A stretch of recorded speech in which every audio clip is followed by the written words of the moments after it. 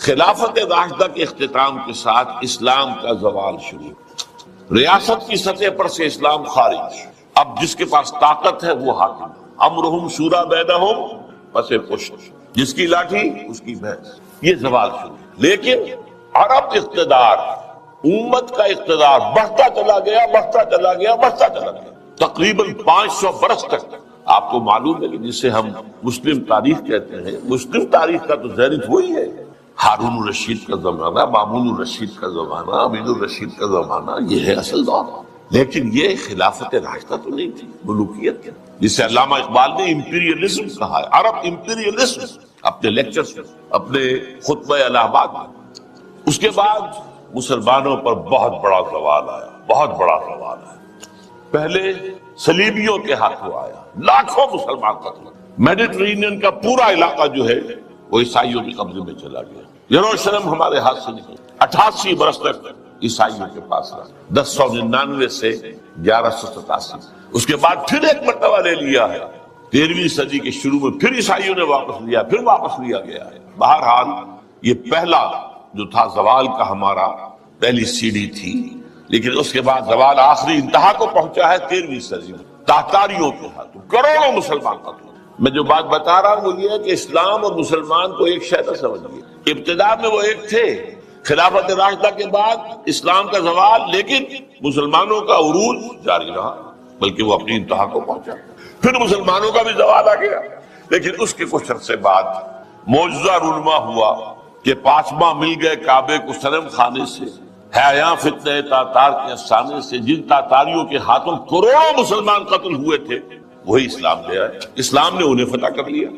بہرحال پھر ترکوں کے زیر قیادت مسلمانوں کا دوسرا عروج آیا ہے، ترکان تیموری ہندوستان میں، ترکان صفوی ایران میں، ترکان سلجوقی مڈل ایسٹ میں، ترکان عثمانی Ottomans, the great Ottoman empire for 4 centuries 400 years، خلافت بھی ان کے پاس نہیں، پھر ان کا بھی زوال آ گیا۔ اور یوں سمجھیے کہ پچھلی صدی کے آغاز میں، پہلی جنگ عظیم کے بعد، اسلام اور مسلمان دونوں انتہائی زوال کے حالت میں، دونوں۔ لیکن بہرحال اس کے بعد ایک تھرڈ اپورڈ موومنٹ شروع ہوئی ہے، وہ ایک علیحدہ مسئلہ ہے۔ لیکن میں یہ عرض کر رہا تھا کہ علامہ اقبال ملت اسلامیہ کے بھی احیاء کے علمبردار تھے اور اسلام کی نشست ثانیہ کے بھی علمبردار تھے، یہ دونوں چیزیں ان کے ہاں بیک وقت موجود ہیں۔ البتہ ایک بات نوٹ کر لیجئے، کوئی انسان بڑے سے بڑا مفکر ایسا نہیں ہوتا کہ ابتدا ہی سے اس کا فکر پختہ ہو، اسے منازل میں سے گزرنا ہوتا ہے، لترکبن طبقا عن طبق، درجہ بدرجہ آگے جانا ہوتا ہے۔ یہ معاملہ انبیاء کا ہے، رسولوں کا ہے، جن کو اول روز سے ہی اللہ تعالیٰ کے ساتھ جن کا رشتہ قائم ہوتا ہے وحی کا۔ لیکن غیر نبی کوئی بھی بڑے سے بڑا، چنانچہ علامہ اقبال کی زندگی کے بھی 4 ادوار کا میں ذکر کرنا چاہتا ہوں۔ 1894-95 سے انہوں نے شعر کہنے شروع کیے یہیں شہر لاہور میں، اس سے لے کر 1905 تک، یہ 10 سال لگ بھگ بنتے ہیں۔ وہ ایسے ہی ایک شاعر تھے جیسے بہت دوسرے شاعر ہیں، بس یہ کہ اس میں فنی طور پر کچھ ان کا پڑھنا بھاری ہوگا بعض اعتبارات سے، لیکن وہی عشق و محبت کی باتیں اور وہی ہجر اور وصال کے قصے اور وہی گل و بلبل کی داستانیں، کی گود میں بلی دیکھ کر، یہ اس قسم کے مضامین، اور اس کے ساتھ اس وقت وہ ایک انڈین نیشنلزم کے بھی علمبردار ان کے سامنے آئے۔ ایک نیا شوالا اس دیش میں بسائیں، گویا کہ ہندوستان مسلمان، ہندو اور مسلمان مل کر کوئی ایک معبد تعمیر کرے۔ شاید یہ صدائے بازگشت تھی اکبر کے فلسفہ دین الہی کی، یا پھر اس کے بعد راجہ رام موہن رائے کا جو مجلس ایزدی تھی، برہمو سماج، ایک نیا شوالا اس دیش میں بسائیں۔ اور اس میں سے یہ بھی ہے ترانہ ہندی، سارے جہاں سے اچھا ہندوستان ہمارا، ہم بلبلیں ہیں اس کی، وہ گلستاں ہمارا، وغیرہ وغیرہ۔ یہ 2 نکات میں نے آپ کے سامنے نوٹ کیے ہیں۔ یہ ہے 1905 تک کا۔ 1905 سے لے کر 1908 تک 3 برس علامہ اقبال نے یورپ میں گزارے ہیں، برطانیہ میں اور جرمنی میں۔ اس دور میں ان کے اندر ایک عظیم انقلاب برپا ہوا۔ وہ انقلاب کیا تھا؟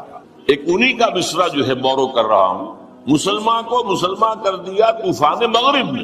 اقبال جب یورپ گیا تھا اتنا مسلمان نہیں تھا جتنا کہ وہاں جا کر مسلمان تھا۔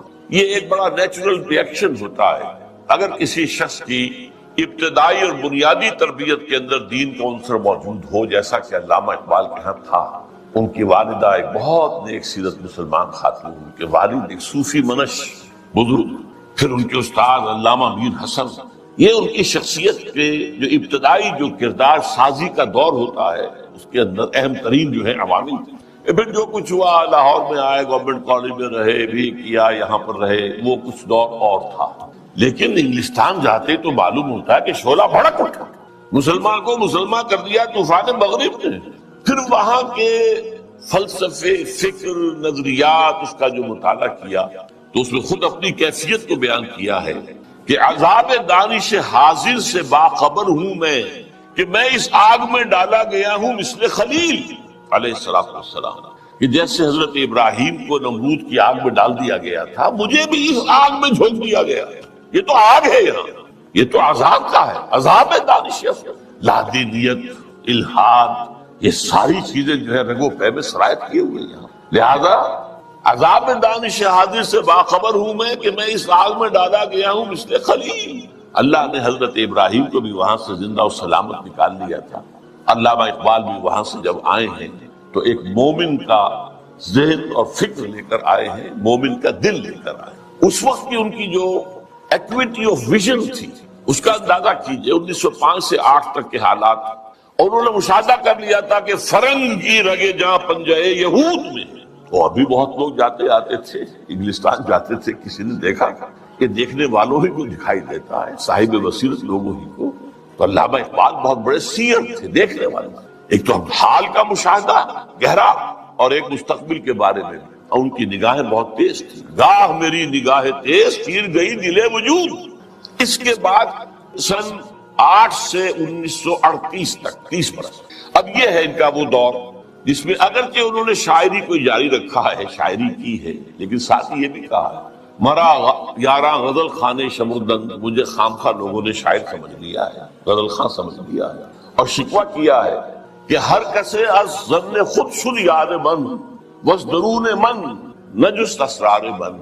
میرے بہت سے دوست بنے ہوئے ہیں، عقیدت مند ہیں، آتے ہیں، سب کچھ ہے، لیکن کوئی میرے اندر جھانک کر نہیں دیکھتا کہ اس کے اندر ہے کیا، وہ کیا چیز ہے جو مجھے بے چین کیے ہوئے، اس سے کسی کو دلچسپی ہی نہیں ہے۔ یہ جو دور ہے 30 برس کا، میرے نزدیک اس میں اقبال کی سب سے بڑی حیثیت یہ ہے کہ وہ قرآن مجید کا اس دور کا سب سے بڑا شارح ہے۔ لفظ تفسیر استعمال نہیں کر رہا، وہ ایک ٹیکنیکل ٹرم ہو جائے گا، شارح اقبال قرآن، اور ساتھ ہی سب سے بڑا داعی ہے۔ میرے علم میں نہیں ہے کہ کسی اور شخص نے اس شد و مت کے ساتھ مسلمانوں کو قرآن کی طرف دعوت دی ہو کہ لوٹو قرآن کی۔ سادہ ترین الفاظ میں، وہ زمانے میں معزز تھے مسلمان ہو کر، اور تم خار ہوئے تاریخ قرآن ہو کر، اے کہ شبنم برزمی افتدئی در بغل داری کتاب زندگی۔ اے وہ قوم جو شبنم کی طرح زمین پر پڑی ہوئی ہے اور لوگ اسے اپنے قدموں سے توڑ رہے ہیں، پامال کر رہے ہیں، ہوش میں آ، تیرے پاس وہ کتاب زندہ موجود ہے۔ جیسے حضرت موسیٰ علیہ السلام کے پاس بھی عصا تو تھا، لیکن جب دربار میں جب وہ مقابلہ ہو رہا تھا اور جادوگروں نے اپنی رسیاں پھینکی، وہ بھی سانپ بن گئے، تو حضرت موسیٰ کے دل میں بھی خوف آ گیا۔ فَأَوْجَسَ فِي نَفْسِهِ خِیفَةً مُوسیٰ، یہ بدبنائے طبع بشری ہے۔ اس طرح کی چیز کا معاملہ انبیاء کی عصمت کے منافی نہیں ہے، بربنائے طبع بشری، کہ میرا معجزہ بھی تو یہی تھا نا جو اللہ نے دیا تھا، کہ میرا عصا جو ہے وہ اژدہا بن گیا، یہ تو انہوں نے سانپ بنا دیے، اب کیا ہو، تالی پٹ جائے گی۔ اب تو مجمع خود کہا تھا کہ جمع کرو لوگوں کو۔ اس وقت اللہ نے فرمایا جو تیرے ہاتھ میں اسے پھینکو، ذرا ڈالو تو صحیح، دیکھو تو صحیح، ڈرو نا۔ وہ جب ڈالا ہے اور اس نے وہ سارے ہڑپ کر دیے، اس جو بنا وہ اژدہا، وہ جو جتنی بھی بنی تھی وہ بظاہری وہ سانپ، اس وقت اب سجدے میں گر پڑے ساجدہ، القی السحرۃ ساجدہ۔ اسی طرح یہ امت آج اگرچہ موجود ہے، عصائے موسوی بغل میں ہے، سانپوں سے ڈر رہے، در بغل داری کتاب زندگی، اے تو شبنم بر زمیں افتندئی۔ میں تفصیل میں نہیں جا سکتا، میری ایک کتاب ہے علامہ اقبال، اور ہم میں نے تفصیل سے علامہ اقبال کے شارح قرآن ہونے کے اعتبار سے میں نے انہیں رومی ثانی قرار دیا۔ رومی کے بارے میں حضرت جامی رحمہ اللہ نے جو اشعار کہے تھے، مثنوی مولوی معنوی ہست قرآن در زبان پہلوی، یہ جو مولوی معنی، مولوی روم، ان کی جو مثنوی ہے، یہ فارسی زبان میں، پہلوی زبان میں قرآن ہی ہے، قرآن ہی کے مفاہیم ہیں، قرآن ہی کے مقاصد ہیں، قرآن ہی کا فکر ہے، قرآن ہی کا فلسفہ ہے جو بیان کیا گیا ہے۔ منچے گویم وصفیاں عالی جناب نیست پیغمبر ولیکن دارت کتاب۔ میں کیا کہوں، وصف بیان کروں مولانا روم کا؟ وہ پیغمبر تو نہیں تھے لیکن کتاب ان کے پاس تھی، کتاب جو ہے مثنوی مولوی امام۔ بالکل یہی بات جامی ہی کے طرح کے بہت بڑے شاعر تھے جالندھر کے گرامی، اور انہوں نے یہ بات کہی تھی، گردیدہ مانی نگراں حضرت اقبال، پیغمبر یہ کر دو پیغمبر نہ تو آشور۔ جو لوگ معنی پر نگاہ رکھتے ہیں، جو لوگ صرف الفاظ کو نہیں دیکھتے، گہرائی میں جاتے ہیں، ان کے نزدیک تو حضرت اقبال کا معاملہ یہ ہے کہ انہوں نے پیغمبری کی ہے، اگرچہ انہیں پیغمبر نہیں کہہ سکتے، معاذ اللہ ثم معاذ اللہ ثم معاذ اللہ۔ بہرحال یہ میرے نزدیک 1908 کے بعد سے لے کر ملت کے احیاء کا نعرہ، ملت کے احیاء کی نوید جاں فضا، اسلام کے نشت ثانیہ کے دور کے آغاز کی بشارتیں بھی سنائی، اور اس کے لیے ایک فکری مواد پیدا کیا، مغربی فکر پر تنقید کی، زوردار تنقید، ان کی سیاست پر تنقید کی۔ انسانی حاکمیت کہاں سے لے آئے ہو؟ سروری زیبا فقط اس ذات بے حدتا کو ہے، حکمراں ہے ایک وہی باقی بتانے آزری۔ حاکمیت تو صرف اللہ کو ہے، کسی کو یہ حق حاصل نہیں۔ اللہ کی حاکمیت، انسانی حاکمیت چاہے فرد واحد کی ہو، فرعون ہو، نمرود ہو، تو جتنی بڑی نجاست کا ایک بہت بڑا، یوں سمجھئے کہ بہت بڑی گانٹھ جو ہے کسی کے سر پر رکھ دی گئی ہے، ٹنوں، وہ اگر ایک ایک ماشا کر کے سب میں بانٹ دی جائے گی تب بھی تو نجاست ہی رہے گی۔ انسانی حاکمیت کا تصور جو ہے وہ نجاست ہے، وہ کفر ہے، وہ شرک ہے۔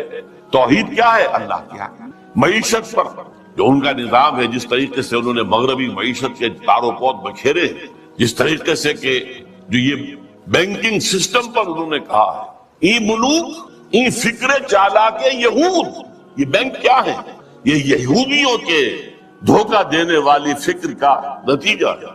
نور حق السینہ آدم ربود، آدم کے دل سے، آدم کے سینے سے وہ نور حق، وہ جو نفخت فیہ من روحی، وہ جو روحانی عنصر ہے انسان کا، جس کا محل قلب ہے، اس کو نکال باہر کیے۔ اور ذرا غور کیجئے، حیرت کو، جذبات کی شدت، تا کہو بالا نہ گردہ دی نظام، دانش و تہذیب و دین سودائے خام۔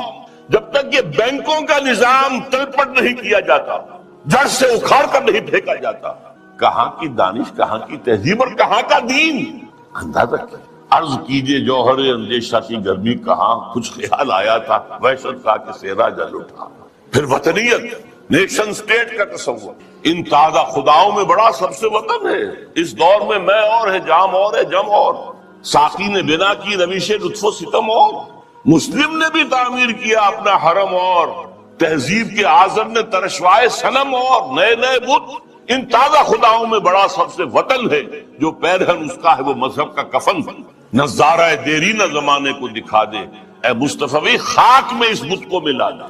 اسلام تیرا دیس ہے، تو مصطفی ہے، بازو تیرا توحید کی قوت سے قوی۔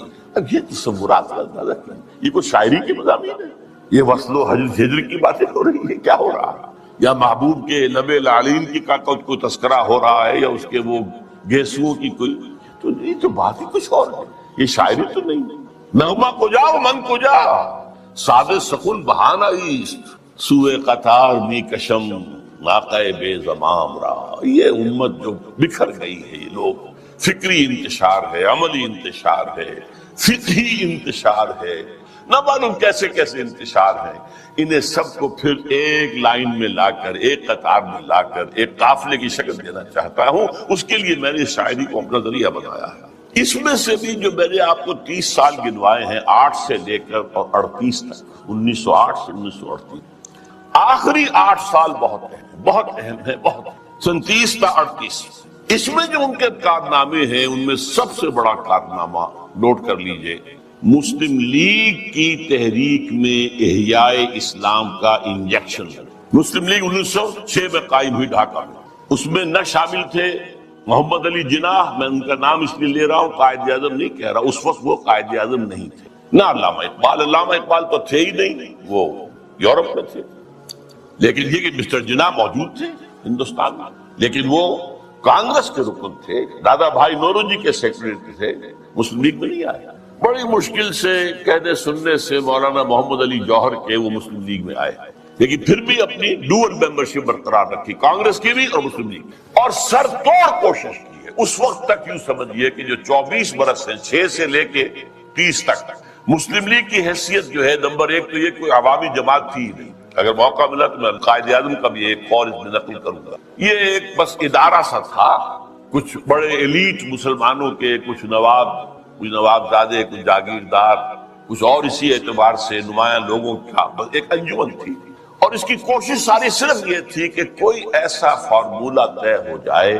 ہندوؤں اور مسلمانوں کے مابین کہ اگر ہندوستان ایک وحدت کی حیثیت سے آزاد ہو اور یہاں پر جدید دور کے مطابق جو ہے ون مین ون ووٹ کے حوالے سے حکومتیں بننی شروع ہوں، تو ایسا نہ ہو کہ مسلم اقلیت جو ہے وہ ہندوؤں کی اکثریت کے تلے پس کر رہے۔ ان کا تشخص برقرار رہنا چاہیے، ان کی حقوق برقرار رہنے چاہیے، ان کی کوئی ضمانت ہونی چاہیے، بلکہ اندیشہ یہ تھا کہ وہ ہندو اپنی 800 سالہ غلامی کا انتقام لیں گے ہم سے، یہ خوف بھی تھا۔ اس کو میں نیگیٹو ایلیمنٹ کہتا ہوں، یہ تحریک مسلم لیگ کا نیگیٹو ایسپیکٹ تھا۔ لیکن اور اس میں جان لیجئے کہ سب سے بڑا رول پلے کر رہا تھا محمد علی جناح، جسے کہا گیا تھا اتحاد کا سفیر، اور یہ ہندو ہیں دینے والے ان کو یہ خطاب۔ سر توڑ کوشش کی، آخر مایوس ہو گیا، اس نے سیاست سے کنارہ کشی اختیار کی، انگلستان جا کر کوٹھی خریدی، لیگل پریکٹس شروع کر دی، اور وہاں بیٹھ گئے۔ ان کے اس عرصے میں 37 میں خطبہ الہ آباد دیا علامہ نے۔ یہ خطبہ ہے میرے نزدیک ٹرننگ پوائنٹ، کہ اس سے پہلے اگرچہ علامہ اقبال اپنی شاعری میں اسلام کے دوبارہ زندہ ہونے کی نوید سنا چکے تھے اور خبر دے رہے تھے کہ کتاب ملت بیضا کی پھر شیرازہ بندی ہے، عشاق ہاشمی کرنے کو ہے پھر بڑگو بر پیدا، سبق پھر پڑھ صداقت کا، شجاعت کا، عدالت کا، لیا جائے گا تو اس سے کام دنیا کی امامت کا، اور نکل کے صحرا سے جس نے روما کی سلطنت کو الٹ دیا تھا، سنا ہی میں قدسیوں سے میں نے کہ شیر پھر ہوشیار ہوگا، وغیرہ وغیرہ۔ تو ایک سور تو اقبال پھونک چکا تھا۔ جو بھی تعلیم یافتہ لوگ تھے ہندوستان میں مسلمان، خاص طور پر شمالی ہند میں زیادہ، لیکن حیدرآباد دکن میں بھی بہت ہی اس کا گہرا اثر تھا۔ لیکن یہاں آ کر اب مسلم لیگ کے صدر کی حیثیت سے انہوں نے انجیکشن لگایا۔ وہ انجیکشن کیا تھا؟ نمبر ایک، مسلمان ایک علیحدہ قوم ہے، قومیت کی کسی بھی تعریف پر پورے اترتے، یہ ان کا فلسفیانہ حصہ ہے اس خطبے کا۔ لیکن جس چیز کو میں کہہ رہا ہوں ٹرننگ پوائنٹ، انہوں نے کہا یہ ڈیسٹنی ہے، یہ تقدیر مبرم ہے کہ ہندوستان کے شمال مغرب میں ایک مسلم ریاست قائم ہوگی۔ It was not a proposal, it was a prophecy, destiny۔ Number ایک۔ نمبر دو، اور اگر ایسا ہو گیا تو ہمیں موقع مل جائے گا کہ اسلام کے تابناک چہرے پر جو بدنما داغ اور دھبے آ گئے تھے عرب ملوکیت کے دور میں، لفظ کیا ہے؟ عرب امپیریلزم، یہ بنو امیہ کا دور، یہ بنو عباس کا دور، پھر ترکان عثمانی کے دور، یہ بادشاہتیں تھی، اس میں خلافت کا تو سوال نہیں، نام خلافت کا رہا، خلفائے بنو امیہ، خلفائے بنی عباس، خلفائے بنو عثمان وغیرہ، آل عثمان۔ اب اس دور میں جو نقشہ اسلام کا آیا ہے دنیا کے سامنے، وہ ظاہر رہا بہت بدنما ہے، بہت داغدار ہے۔ اگر ہمیں آزاد ایک مسلمان ریاست مل جاتی ہے، ہمیں موقع مل جائے گا کہ ان بدنما داغوں اور دھبوں کو ہٹا کر دھو کر صحیح اسلام کا ایک نقشہ پوری دنیا کے سامنے پیش کریں۔ یہ ہے پازیٹیو انجیکشن۔ یہاں سے مسلم لیگ کا دور ثانی شروع ہوتا۔ اب وہ صرف منفی نہیں تھا، اب وہ تحفظات ہی کی بات نہیں تھی، اب یہ کہ اس میں ایک مثبت، ایک مقصد، نصب العین، ایک اعلیٰ ہدف، ایک اونچا آدرش قائم ہے۔ اس زمانے میں ایس ایم اکرام صاحب جو ہیں، جن کی مشہور کتابیں ہیں روض کوثر، موج کوثر، آب کوثر، بہت ہی بڑے پڑھے لکھے آدمی تھے، اس زمانے میں آکسفورڈ میں پڑھتے تھے۔ قائد اعظم سے ملاقات کے لیے گئے اور کہا آپ کیوں چھوڑ کر آ گئے ہندوستان کو؟ ہندوستان کے مسلمانوں کو آپ کی قیادت کی ضرورت ہے۔ میں حیران ہو گیا ان کے دو جملے پڑھ کر، ہندوز آر انکوریجیبل، ہندو ناقابل اصلاح ہے۔ میں نے سر توڑ کوشش کر کے دیکھ لی، وہ کوئی عقل کی بات سن تیار نہیں۔ Hindus are incorrigible. اور مسلمانوں کا حال یہ ہے کہ ان کا بڑے سے بڑا لیڈر جو بات مجھ سے صبح کہتا ہے، شام کو جا کر وہ اپنی سطح کے مطابق یا ڈپٹی کمشنر سے یا گورنر سے کہہ دیتا ہے۔ تو ایسی قوم کی رہنمائی میں کیسے؟ لیکن پھر یہ اقبال ہے جو میدان میں آیا ہے۔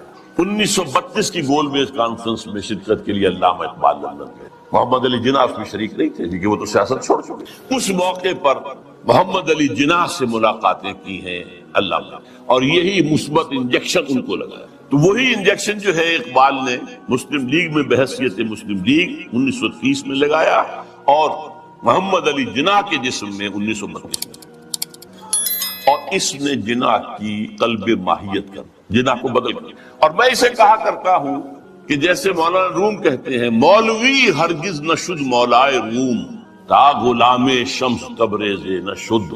شمس تبریز کی ملاقات سے پہلے میں مولوی تھا، مولوی۔ مجھے جو مولائے روم بننے کی سعادت حاصل ہو گئی ہے، یہ تو شمس تبریز کی صحبت۔ مولوی ہرگز نہ شد مولائے روم، تا غلام شمس تبریز نہ شد۔ اسی طرح محمد علی جناح کبھی قائد اعظم نہیں بن سکتا تھا اگر اقبال نے اس کے اندر یہ انجیکشن نہ لگایا۔ میں اس کے ثبوت کے لیے چاہتا ہوں ذرا یہ ایک میں کوٹیشن دے رہا ہوں۔ 21 اپریل 1932 کو جب علامہ کا انتقال ہوا تو اس وقت جو ہے ایک بہت بڑی پبلک جلسہ جو ہے ہو رہا تھا کلکتہ میں۔ وہاں عین جلسے کی حالت میں خبر پہنچی تو اخبار نے یہ لکھا، جو میرے پاس کوٹیشن ہے دی نیشنز وائس نامی کتاب سے، یہ چیزیں میں نے لی ہیں، کہ یہ جلسہ جو ہے قائد اعظم کی تقریر نے اس کے اندر وہ رنگ پیدا کیا کہ وہ سارا سیاسی معاملات جو زیر غور تھے ختم ہو گئے، صرف ایک کانڈولنس میٹنگ بن کر رہ گئی، تعزیت اجلاس۔ الفاظ سنیے، میں سارا نہیں سنا سکتا، صرف چند جملے۔ Mr. M. Jinnah said that the sorrowful news of the death of Sir Muhammad Iqbal had plunged the world of Islam in gloom and mourning. Sir Muhammad Iqbal was undoubtedly one of the greatest poets, philosophers and seers of human history. Seers, دیکھنے والا، پیش بینی کرنے والا، آنے والے حالات کو دیکھ لینے والا۔ To me he was a personal friend, philosopher and guide, and as such the main source of my inspiration and spiritual support. یہ کون کہہ رہا ہے؟ محمد علی جناح۔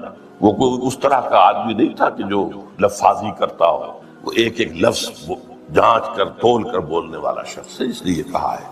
اور اس سے بھی آگے کی بات سن لیجئے۔ If I live to see the ideal of Muslim state being achieved in India, and then if I were offered to make a choice between the works of Iqbal and the rulership of that Muslim state, I would prefer the former.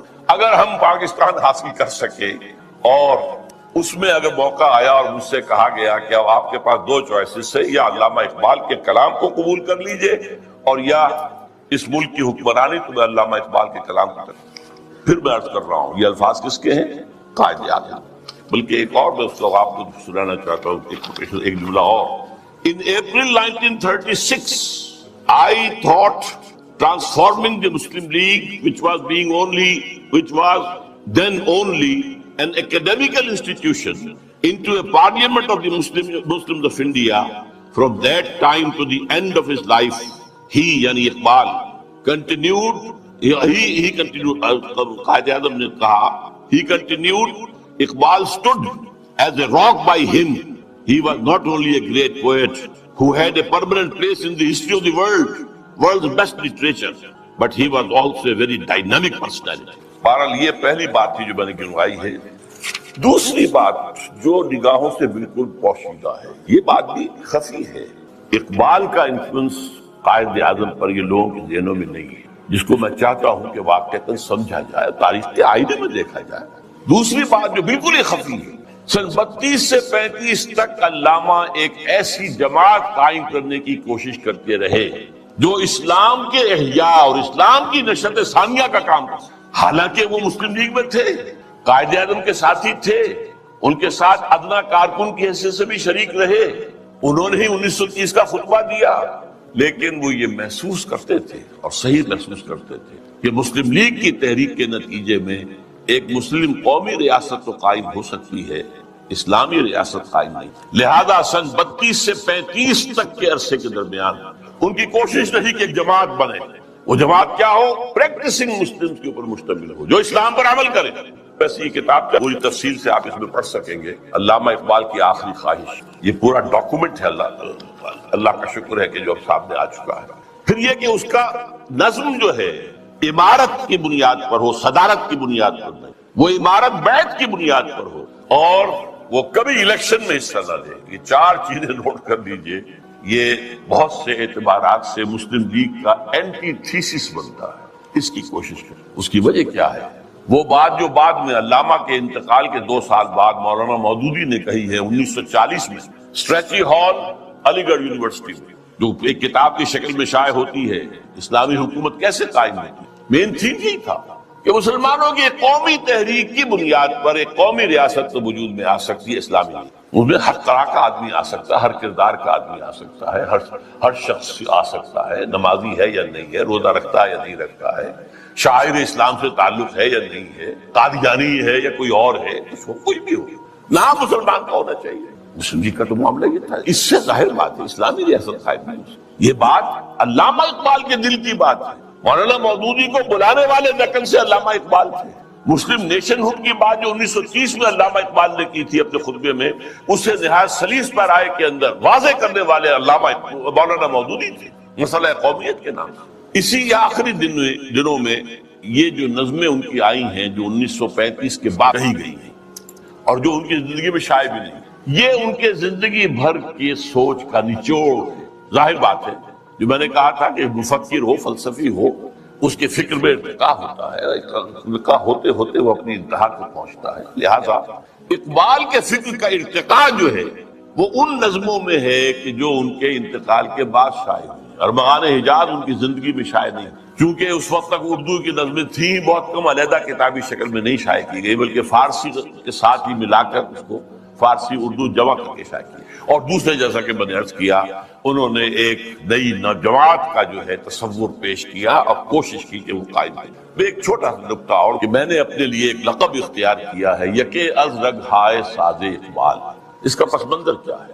زندگی کے آخری ایام میں حضرت علامہ بہت تشویش میں تھے کہ میرا وقت اب آ رہا ہے، قریب آ گیا ہے، میں جانے والا ہوں، اور انہیں اپنے آس پاس کوئی آدمی ایسا نظر نہیں آ رہا تھا کہ جو ان کے اس مشن کو آگے لے کے بڑھ سکے۔ میں قرآن مجید میں جب غور کرتا ہوں تو معلوم ہوتا ہے جو حضرت زکریہ کی کیفیت تھی جبکہ انہوں نے دعا کی اللہ سے، اللہ مجھے بیٹا عطا کر، میں اب بوڑھا ہو گیا ہوں، وَإِنِّي خِفْتُ الْمَوَالِيَ مِنْ وَرَائِي، اب میں جو موالي ہیں، میرے آس پاس ہیں، ارد گرد لوگ ہیں، رشتہ دار ہیں، ان سے تو مجھے اندیشہ ہے کہ وہ اس راستے پر نہیں چل پائیں گے۔ فَهَبْ لِي مِن لَدُنْكَ وَلِيًّا، مجھے کوئی ولی عطا کر دے۔ اللہ نے پھر حضرت یحییٰ کی بشارت دی۔ یہ تشویش تھی جو علامہ اقبال کی ذہن میں تھی۔ آخری دنوں کے ان کے 2 اشعار بہت مشہور ہیں، سرود رفت باز آیت کے نایت، نسیم از حجاز آیت کے نایت، سرآمد روزگار ای فقیر دیگر دانا راز آیت کے نایت۔ اچھا، دیگر دانا راز کے بارے میں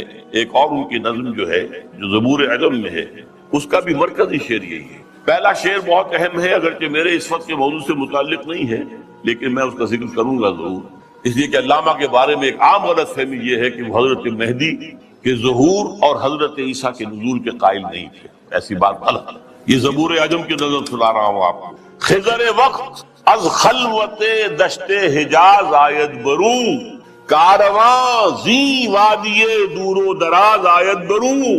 یہاں حضرت مہدی کے لیے خضر وقت، اپنے وقت کا خضر، رہنما، وہ لفظ استعمال کیا ہے، مذہبی اصطلاح استعمال نہیں کی، لیکن خلوت دشت حجاز سے برآمد ہوں گے۔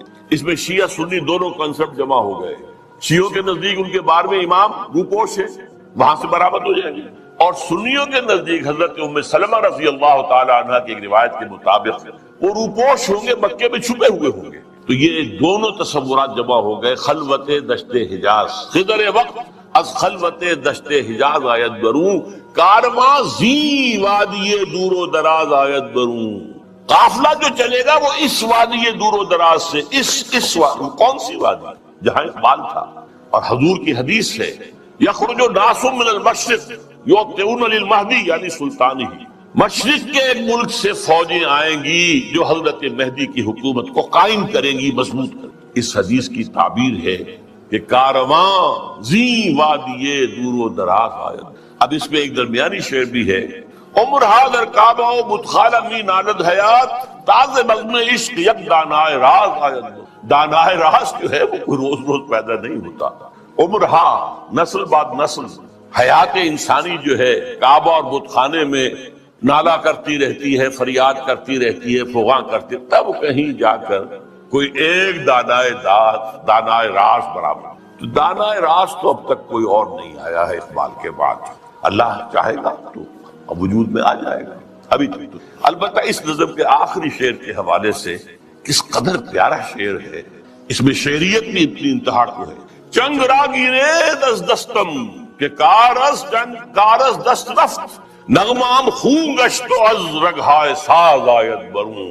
اے لوگوں میرے ہاتھ سے یہ ساز لے لو، یہ ستار اب لے لو، میرے ہاتھ سے لے لو. میرے ہاتھ کا کام تو ہو چکا، میری انگلیوں نے اس میں ساز بھر دیا ہے، اس میں جو نغمہ ہے وہ بھر دیا ہے. نغمہ میرا نغمہ خون گشت، خون بن کر ان تاروں میں دوڑ رہا ہے جیسے انسانی رگوں کے اندر خون دوڑتا ہے. از رگہائے ساز آیت بروں، یہاں سے خود بخود باہر نکلے گا. چنانچہ بہت سے لوگوں نے اللہ کا شکر ہے کام کیا ہے. مرزا محمد منور صاحب بھی ہیں ہمارے جنہوں نے یہ کام کیا ہے، چودھری مظفر حسین صاحب بھی ہیں، اب ڈاکٹر فتح محمد ملک ہیں، اور لوگ بھی بہت سے ہیں. تو میں ان کو کہتا ہوں رگہائے ساز اقبال. لیکن میں نے خود اپنے لیے یہ لقب اختیار کیا ہے، یکے از رگہائے ساز اقبال، اقبال کے ساز کے تاروں میں سے ایک تار میں. اب میں چاہتا ہوں کہ ذرا اس آخری جو نظم ہے ان کی زندگی کی، اور جس میں میرے نزدیک ان کا پیغام جو ہے امت مسلمہ کے نام، وہ جامعیت کے ساتھ آ گیا ہے تمثیلی پیرائے میں. یہ ابلیس کی مجلس شورا ہے. میں حیران ہوتا ہوں کہ محسوس ہوتا ہے کہ آج کل کہیں یہ مجلس شورا جو ہے کہیں منعقد ہوئی ہے حال ہی، اور یہ 80 سال پہلے کی بات ہے. ابلیس صاحب جو ہے صدر ہیں، ظاہر بات ہے اس اپنی مجلس شورا کے، وہ پہلے اوپننگ ایڈریس کر رہے ہیں. یہ عناصر کا پرانا کھیل، یہ دنیائے دوں. یہ جو دنیا ہے یہ کیا ہے؟ عناصر کا پرانا کھیل ہے. ایلیمنٹس، سالمات، ایٹمز، انہی کی اکھیڑ پچھاڑ ہے نا جس کا یہ کھیل چل رہا ہے. یہ عناصر کا پرانا کھیل ہے. یہ دنیا دوں کہتے ہیں پست کو، بہت گھٹیا. یہ گھٹیا دنیا جو ہے، یہ دنیا زمین. یہ لفظ جواب شکوہ میں اقبال نے بھی استعمال کیا ہے کہ شوخ و گستاخ یہ پستی کے مکین کیسے، یہ زمین کے رہنے والے کیسے شوخ و گستاخ ہے، کس طریقے سے شکوہ کیا ہے اللہ سے. تو اسی طرح وہ ابلیس کہتا ہے یہ عناصر کا پرانا کھیل، یہ دنیائے دوں. یہ عناصر کا پرانا کھیل، یہ میٹریلزم کے جتنے بھی شعبے ہیں، جتنے بھی شاخیں ہیں، جتنے بھی گریڈز ہیں، اور ہندوستان میں چار واک ہے، جین مت ہے، بدھ مت ہے، اور سانکھ درشن، یہ سب اسی کے ہیں. یہ خالص میٹیریل کھیل ہے دنیا کا. اس سے آگے انہیں کچھ اور نظر نہیں آتا. دنیا کی حقیقت خالص مادہ ہے، مادے ہی کی بنیاد پر یہ دنیا. ساکنان عرش اعظم کی تمناؤں کا خون، ساکنان عرش اعظم ملائکہ مقربین، ان کی تمناؤں کا خون ہو گیا. کیسے؟ جب اللہ نے کہا تھا وَإِذْ قَالَ رَبُّكَ لِلْمَلَائِكَةِ إِنِّي جَاعِلٌ فِي الْأَرْضِ خَلِيفَةً، تو فرشتوں نے ذرا استفہام کیا تھا نا. قالوا وتجعل فيها من يفسد فيها ويسفك الدماء ونحن نسبح بحمدك ونقدس لك. ہم تسبیح و تقدیس کے اندر لگے ہوئے ہیں، ہم خادمان، ہم حاضر ہیں، ہم سب کام کر رہے ہیں. ابلیس اس کو انٹرپریٹ کر رہا ہے کہ اصل میں وہ خود خواہش مند تھے خلافت کے، تو ان کی تمنا کا خون ہو گیا جبکہ آدم کو خلافت دے. یہ عناصر کا پرانا کھیل، یہ دنیائے دوں، ساکنان عرش اعظم کی تمناؤں کا خون. اس کی بربادی پہ آج آمادہ ہے وہ کارساز جس نے اس کا نام رکھا تھا جہان کافنو. یہ اللہ کے امر کن سے کائنات وجود میں آئی تھی. اچھا وہ اس کو نہیں مان رہا، وہ سراسر نام یہ رکھا گیا ہے. اللہ جانتا، یہ اللہ ہی جانتا ہے کہ اس کے دماغ میں کیا خناس ہے. لیکن اللہ نے جو یہ کہا ہے کہ یہ کن سے بنایا ہے، کن فیکون. آج معلوم ہوتا ہے ابلیس کہتا ہے کہ اس کی بربادی پر خدا نے فیصلہ کر لیا ہے. جس نے اس کو بنایا تھا وہ اب اس کی بربادی کے اندر. اس کے دونوں معنی ہو سکتے. ایک تو یہ بھی کہ اسے محسوس ہو رہا ہے کہ قیامت قریب آ رہی ہے. یہ کھیل جو ہے اور یہ خیر و شر کی کشاکش ستیزہ کار رہا ہے ازل سے تا امروز، چراغ مصطفی سے شرار بلابی، یہ جو ہے اب آخری اینڈ پہ آ رہا ہے اس ڈرامے کا. یہ ڈرامہ دکھائے گا کیا سین، پردہ اٹھنے کی منتظر ہے نگاہ. تو جیسے کہ یہ بات کہی گئی ہے، یہ ڈرامہ جو ہے اب ختم ہونے کو، اقبال نے بھی اس کو کہا ہے. دنیا کو ہے پھر مار کا روح و بدن پیش، تہذیب نے پھر اپنے درندوں کو ابھارا. اللہ کو پابر دیے مومن پہ بھروسہ، ابلیس کو یورپ کی مشینوں کا سہارا. تو وہ بھی محسوس کر رہا ہے کہ شاید اب وہ قیامت ختم ہے اور یہ کھیل اب آخری سین پر آ گیا. اور شاید اس کا مفہوم یہ ہو کہ اس دنیا میں ہم نے شر کا، شرک کا، الحاد کا، یہ سارے بے حیائی کا، بے شرمی کا، سودی نظام کا، انسانی حاکمیت کا، یہ سارا کھیل ہم نے بنایا ہے۔ معلوم ہوتا ہے کہ یہ اب ختم ہونے پہ ہے، معلوم ہوتا ہے کہ یہ اب وہ جو کارساز ہے وہ اب اس کو آخری جو ہے اس مقابلے کے اندر ملیا بیٹ کر دینے کے در پہ ہے۔ اس کی بربادی پہ آج آمادہ ہے وہ کارساز جس نے اس کا نام رکھا تھا جہان کافرون، اور اس کے بعد اب لافزنی کر رہا ہے، میں نے یہ کیا، میں نے یہ کیا، میں نے یہ کیا، میں نے یہ کیا۔ کون ہے جو میرے اس سارے معاملے کو ختم کر سکے؟ میں نے دکھلایا فرنگی کو ملوکیت کا خواب، فرنگی ویسٹرن امپیریلزم، ملوکیت کا خواب، دنیا فتح کرو، کولونائز کرو، یہ پہلا خواب تھا۔ لیکن اس کے بعد انہوں نے اس سے بہتر خواب دیکھ لیا ہے کہ خام کا جا کر آکوپائی کرنے سے کیا فائدہ ہے۔ سودی نظام میں اور بینکنگ کے نظام میں اور انٹرنیشنل کمپنیوں کے نظام میں اور گلوبلائزیشن کے ذریعے اور ٹرپ کے ذریعے سے خون چوستے رہو، وہ رہے اپنی اپنی جگہ پر، ہم وہاں جا کر ان پر حملہ کریں گے، انہیں فتح کریں گے تو رد عمل بھی تو پیدا ہوگا، خونریزی بھی تو ہوگی، وہ کوشش بھی کرتے رہیں گے کہ وہ آزادی حاصل کریں، ہمیں ماریں گے۔ تو اب یہ جو نیا امپیریلزم ہے، مالیاتی امپیریلزم، یہ اب ہے۔ یہ سارا خواب فرنگی کو میں نے دکھایا ہے، میں نے دکھلایا فرنگی کو ملوکیت کا خواب، میں نے توڑا مسجد و دیر و کلیسا کا فسون۔ یہ مسجد اور دیر اور کلیسا اور مندر اور یہ اور وہ، اس کا سارا اثر میں نے ختم کر دیا۔ کیا کیا؟ سیکولرزم کی پٹی بڑھا دی۔ بھائی یہ علیحدہ انسان کا انفرادی معاملہ ہے، کوئی مسجد میں جائے، مندر میں جائے، کہیں اور جائے، وہاں جائے، یہاں جائے، کلیسا میں جائے، سینیگوگ میں جائے، کہاں جائے، کوئی نہیں، جاؤ۔ لیکن ملکی نظام، ملکی قانون، حکومت، ریاست، معیشت، معاشرت، اس کا کوئی تعلق کسی مذہب سے نہیں۔ جو بھی اثرات تھے، جو بھی ہولڈ تھا مذاہب کا، آخر خدا کو تو مانتے تھے نا۔ اس دور حاضر سے قبل جو ہے انسان کی گمراہی صرف ایک تھی، شرک۔ وہ کیا ہے؟ ایک بڑے خدا کے ساتھ چھوٹے چھوٹے خداؤں کو بھی ماننا۔ بڑے خدا کا انکار نہیں تھا۔ اب کیا کیا گیا ہے؟ اس بڑے خدا کو اٹھا کے مسجد میں بند کر دو، مندر میں بند کر دو، سینیگوگ میں بند کر دو، چرچ میں بند کر دو، اور جہاں جہاں پورا ہمارا نظام ہم چلائیں گے۔ وہی ہم نے سوورنٹی بلانگس ٹو اس، ہم جو چاہے کریں۔ لہذا میں نے دکھلایا فرنگی کو ملوکیت کا خواب، امپیریلزم، اور میں نے توڑا مسجد و دیر و کلیسا کا فسون، سیکولرزم۔ میں نے ناداروں کو سکھلایا سبق تقدیر کا، ناداروں کو، غریبوں کو میں نے کہا بھائی ٹھیک ہے، یہ تمہاری قسمت ہے، تم کسان ہو، ہاری ہو، تمہاری قسمت یہی ہے، اس کی طرف سے ہے، رب کی طرف سے ہے۔ کوئی بغاوت کا خیال پیدا نہ ہو جائے، کہیں کو کھڑے ہو کر کوئی ریزسٹنس کی موومنٹ شروع نہ کر دینا، تقدیر ہے، دن بے تقدیر، تقدیر کے حوالے۔ میں نے ناداروں کو سکھلایا سبق تقدیر کا، میں نے منعم کو دیا سرمایہ داری کا جنون۔ یہ لفظ منعم جو ہے عربی کا، یہ منعم بھی ہو سکتا ہے، منعم بھی ہو سکتا ہے۔ منعم اس میں فاعل ہے، منعم اس میں مفعول ہے۔ منعم نعمتیں دینے والا، منعم جس کو نعمتیں دی گئی۔ یعنی یہ بھی ہو سکتا ہے کہ پہلے جن کے پاس دولت ہوتی تھی وہ اس کو خیرات کرتے تھے، صدقات کرتے تھے، خیر کے کاموں میں لگاتے تھے، پن کے ثواب کے کاموں میں لگاتے تھے۔ میں نے اس کی بجائے کہا بیگم پاگل ہو گئے ہو، جمع کرو سرمایہ داری۔ میں نے منعم کو دیا سرمایہ داری کا جنون، اور جس کے پاس فاضل سرمایہ دولت اللہ نے دی تھی، اس کا جو طریقہ تھا کہ یسألونک ماذا ينفقون قل العفو، میں نے کہا نہیں، جو بھی ہے جمع کرو، جمع فاوعا، جس نے جمع کیا اور خوب پھر سیت کر رکھا، سنبھال کر رکھا، بچا کر رکھا، یا کہا جمع مالا وعددہ یحسب ان مالہ اخلدہ۔